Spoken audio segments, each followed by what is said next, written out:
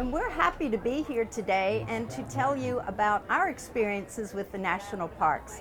As avid hikers and campers, we have visited many national parks, but it was back in 1998 we began to realize that the men of the Civilian Conservation Corps did so much to make the parks what they are today.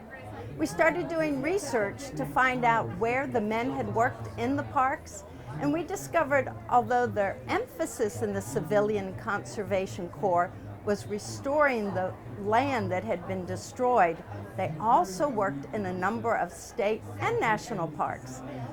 But we wrote a book to tell about the work of the men of the CCC, Our Mark on This Land, a guide to the legacy of the Civilian Conservation Corps. And we have loved visiting so many national parks to tell the story of the men of the CCC. They were part of Roosevelt's New Deal plan from 1933 to 1942. Ren?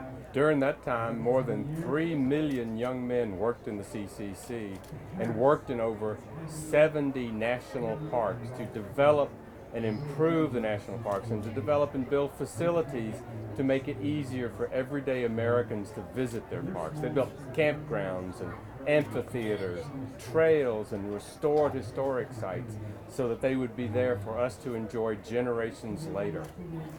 And back in 2006, we were at the National Park Service Historic Photographic Collection looking at images of men of the CCC. And we saw one and I said, Ren, I think this might be an Ansel Adams image. We turned it over and we were introduced to George Grant.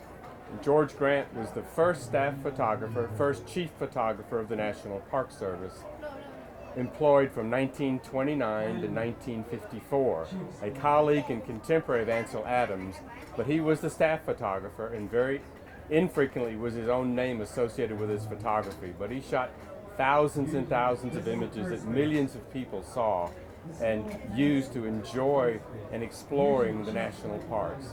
So we have loved touring the national parks, and we actually go to sites in the national parks where George Grant photographed in the 1930s and try to take contemporary images from those sites. And in fact, National Park Service scientists are utilizing George Grant's 75 and 80-year-old images as baseline images for scientific studies in 2016. We just released this book, Landscapes for the People, George Alexander Grant, the first chief photographer of the National Park Service. And this, the centennial year, we're traveling around the country telling the story of the unknown elder, George Alexander Grant. And we love our national parks, and we need to encourage our political leaders and our fellow citizens to support the national parks now and into the future. And also, we're so excited when young people decide that they want to do public service and help enhance, restore, preserve, and share the stories of our national parks. Thank you so much for celebrating the centennial with us.